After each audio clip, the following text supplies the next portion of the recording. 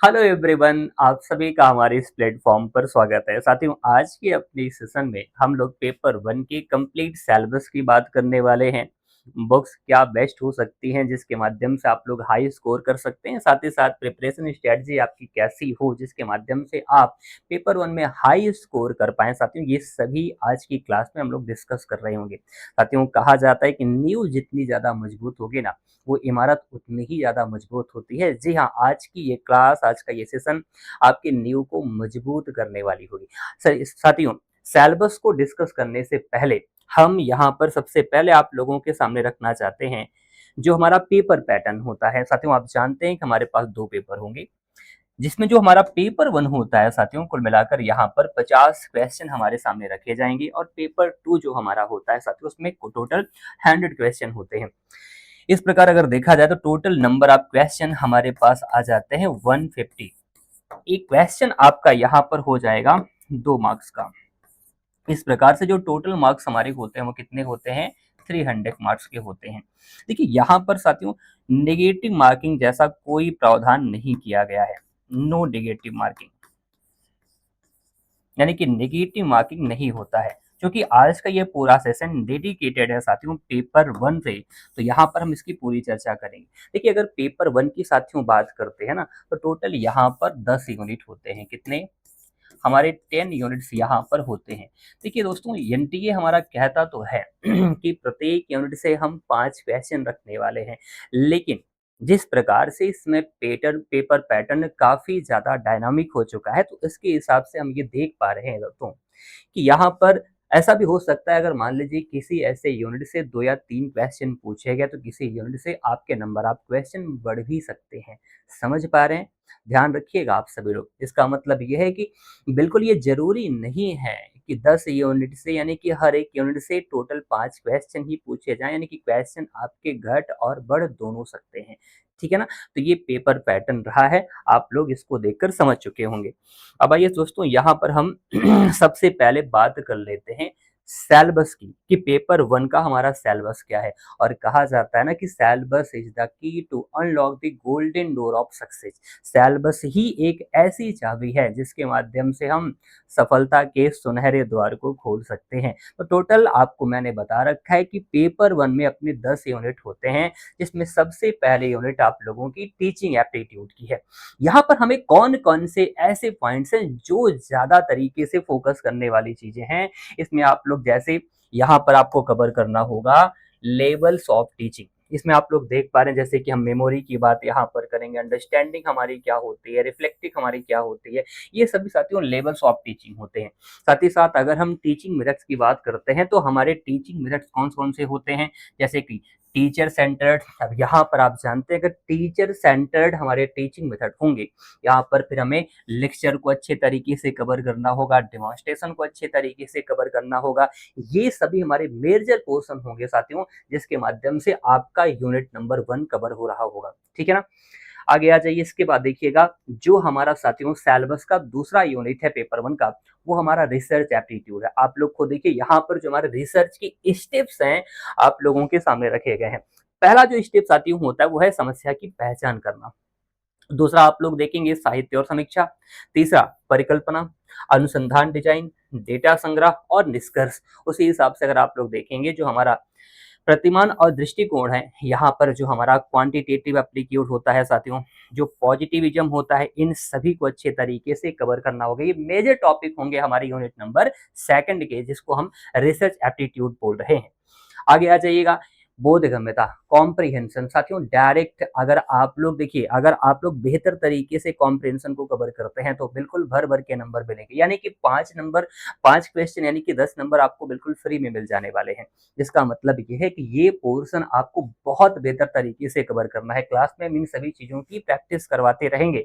अब देखिए, मैं थोड़ी सी आप लोगों को बता देना चाहूंगा कि कॉम्प्रिहेंशन आप किस तरीके से साथियों कवर कर सकते हैं। सबसे पहले किसी भी कॉम्प्रिहेंशन को आप लोग तथ्यों को तेजी से खोजिए, यानी कि सरसरी निगाह से एक बार आप लोग कॉम्प्रिहेंशन को पढ़ लीजिए। उसके बाद जो भी साथियों वोकैब्युलरी और कंस्ट्रक्ट आप लोगों को दिखाई देता है उसको आप अंडरलाइन कर सकते हैं। उसके बाद जो हमारे प्रश्न होते हैं, प्रश्न को भी आप लोग अगर चाहें तो कॉम्प्रिहेंशन पढ़ने से पहले आप लोग प्रश्न को एक बार पढ़ सकते हैं।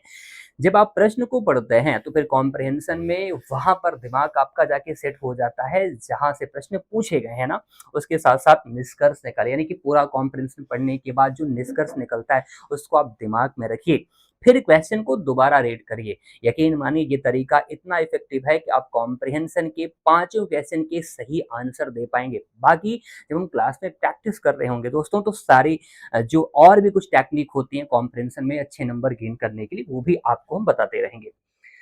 अगला जो हमारा यूनिट है साथियों वो है कम्युनिकेशन। अब देखिए ये हमारे इफेक्टिव कम्युनिकेशन हमारा क्या है, कम्युनिकेशन की हमारी बाधाएं कौन कौन सी हैं, साथ ही साथ जो हमारे संचार प्रक्रिया होती है वो सभी को साथियों हमें इस यूनिट में कवर करना होगा। साथ ही साथ आप लोग देखेंगे हमारा इफेक्टिव और क्लासरूम कम्युनिकेशन कैसा हो, उसके बाद मास मीडिया और सोसाइटी हमारा कम्युनिकेशन कैसा हो, एक अगला टॉपिक आता है वर्बल और नॉन वर्बल कम्युनिकेशन। ये सभी ऐसे मेजर टॉपिक हैं साथियों जो हमें इस यूनिट में कवर करने होंगे। आगे आ जाइएगा। इसके बाद साथियों अगला अपना जो टॉपिक है अपना अगला जो यूनिट है वो है गणितीय तर्क एवं योग्यता, यानी कि मैथमेटिकल रीजनिंग। ध्यान दीजिएगा यहाँ पर जो मेजर टॉपिक है उसमें जैसे आप लोग देख पा रहे हैं परसेंटेज और रेशियो। साथियों ये जो यूनिट है ये मैं पूरा कवर कराने वाला हूँ आपको, मतलब प्रैक्टिस आप लोगों को मिलेगी, जबरदस्त प्रैक्टिस आपको यहाँ पर देखने को मिलेगी। साथ ही साथ इसके साथ हम कॉन्सेप्ट भी आपको सिखाएंगे, बिकॉज कॉन्सेप्ट इज पावर। उसके बाद टॉपिक आप लोग देख पा रहे हैं टाइम, वर्क और डिस्टेंस। यहाँ पर देखेंगे परमुटेशन और प्रोबेबिलिटी से भी आप लोगों से क्वेश्चन पूछा जाएगा।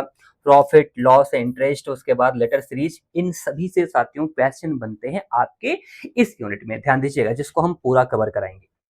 आगे आ जाइएगा। इसके बाद आप लोग देखिएगा जो हमारा लॉजिकल रीजनिंग वाला पोर्शन है साथियों, अच्छे क्वेश्चन यहाँ से बनते हैं, यानी कि प्रैक्टिस आपसे मांगेगा, अच्छे क्वेश्चन की प्रैक्टिस आपसे मांगेगा। साथियों कहा जाता है ना कि प्रैक्टिस मेक्स मैन परफेक्ट, अरे मैं कहता हूं कि perfect practice makes man perfect. Practice तो सभी कर रहे हैं लेकिन जिनकी प्रैक्टिस परफेक्ट होगी दोस्तों उन्हीं को अच्छा स्कोर देखने को मिलेगा। ध्यान रखिएगा आप लोग, जबरदस्त प्रैक्टिस यहाँ पर साथियों आप लोगों को करनी होगी। हर एक सेक्शन से आपके सामने हम क्वेश्चन रखेंगे। हमारे पेड बैचेज में अगर आप लोग जुड़ते हैं तो ये मान के चलिए कि आपको किसी भी प्रकार की कोई दिक्कत नहीं आने वाली है। यदि आप ह्यूमैनिटीज सब्जेक्ट से भी आपने ग्रेजुएशन किया होगा तो आप ये तय मान कर चलिए कि ऐसे पोर्शन में जो आपके कमजोर भी रहे होंगे उसमें भी किसी प्रकार की कोई समस्या हम लोग नहीं आने देंगे।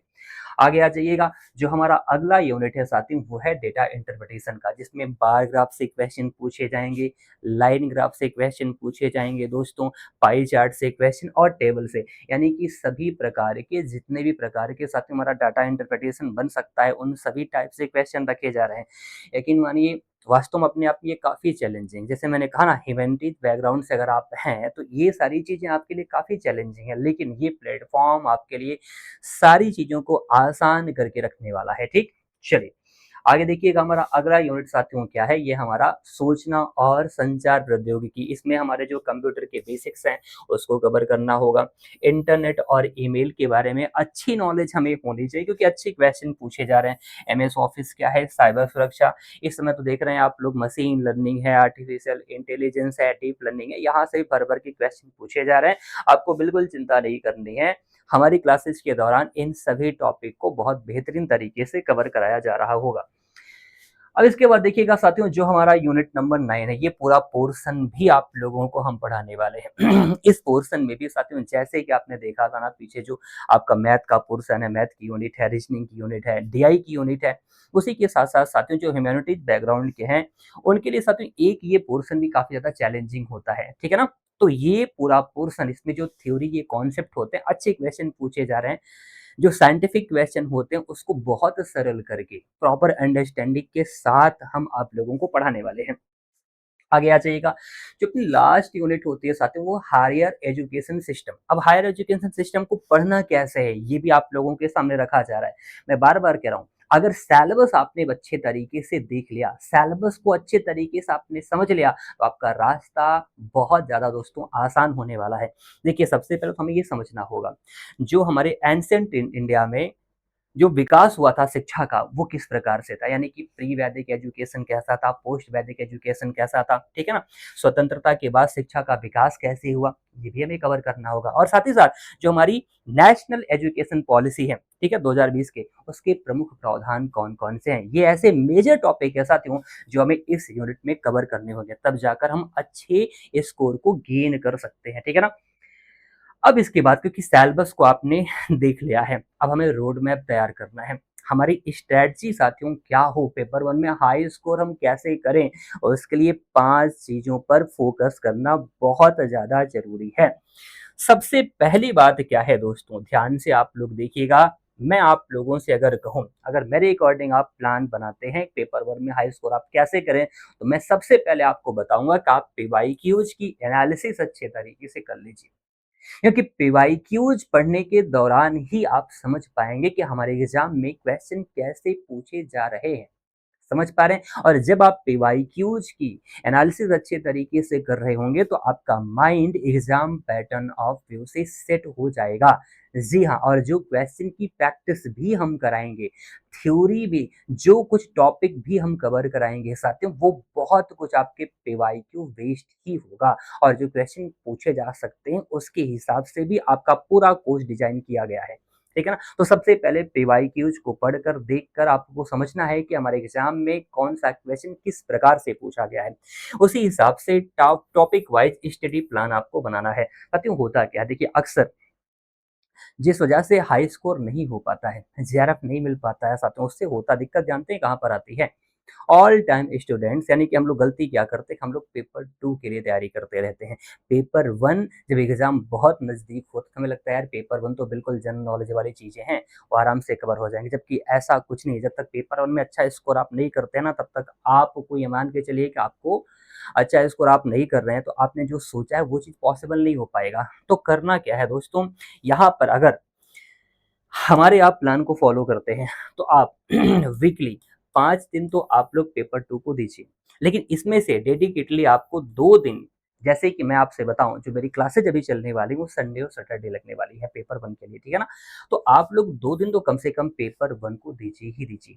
2 दिन अगर आप संडे और सैटरडे मेरे साथ लगते हैं तो पेपर वन की टेंशन आप बिल्कुल छोड़ ही दीजिए, ये हेडेक मेरा है। समझ पा रहे हैं आप लोग, आप आराम से पेपर टू की तैयारी करिए, क्योंकि पेपर टू आप आगे चल के असिस्टेंट प्रोफेसर जैसे एग्जाम में, साथ ही साथ आप देखेंगे टीजीटी पीजीटी जैसे एग्जाम में भी काम में आने वाला है। तो कम से कम हफ्ते में 2 दिन तो आप लोग पेपर वन को जरूर दीजिएगा, ठीक। उसी हिसाब से आगे देखिएगा, यूनिट वाइज टाइम टेबल आप लोग अपना बना लीजिएगा। टाइम टेबल बनाना बहुत जरूरी है दोस्तों, अपने आप को समय में बांधना बहुत जरूरी है, इस बात का ध्यान रखिएगा। बिना अपने आप को समय में बांधे अपने आप से आप मेहनत नहीं करा पाएंगे, ठीक है ना। आप लोग यूनिट वाइज टाइम को डिवाइड कर लीजिए। जैसे मान लीजिए कि अगर आपने पर डे 6 से 7 घंटे पढ़ाई करने के बारे में अगर आप सोच रहे हैं, तो जितने भी टॉपिक आपको पर डे दोस्तों कवर करने हैं ना, वो आप डिवाइड कर लीजिए जितना आप लोग पढ़ने बैठ रहे हैं। इससे बहुत अच्छे से और तय समय में अपने सिलेबस को एग्जाम के पहले आप मल्टीपल टाइम रिवाइज भी कर पाएंगे, ठीक। इसके बाद देखिए मॉक टेस्ट लगाना बहुत ज़रूरी है भाई, परीक्षा के पहले अपने आप को जाँचना बहुत ज़रूरी है। और आपके संस्थान ने बहुत सारे एग्ज़ाम ओरिएंटेड मॉक टेस्ट को डिज़ाइन भी किया है, समझ पा रहे हैं। बस आपको हमारे प्रोग्राम से जुड़ना है और मॉक टेस्ट खूब सारे लगाने हैं, ताकि आप एग्ज़ाम के पहले ही गलतियाँ करें, एग्ज़ाम में जाके गलतियाँ आपसे ना हो, या हो तो बहुत कम हो, ठीक है।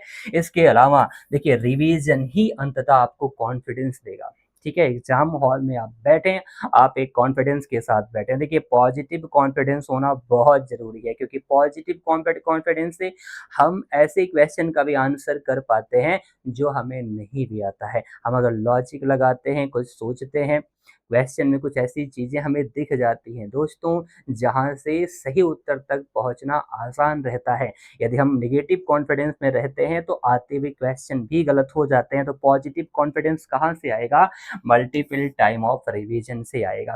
तो ये हमें लगता है कि 5 मेजर पिलर्स हैं जो आपको अपनी स्ट्रेटजी में शामिल करनी चाहिए।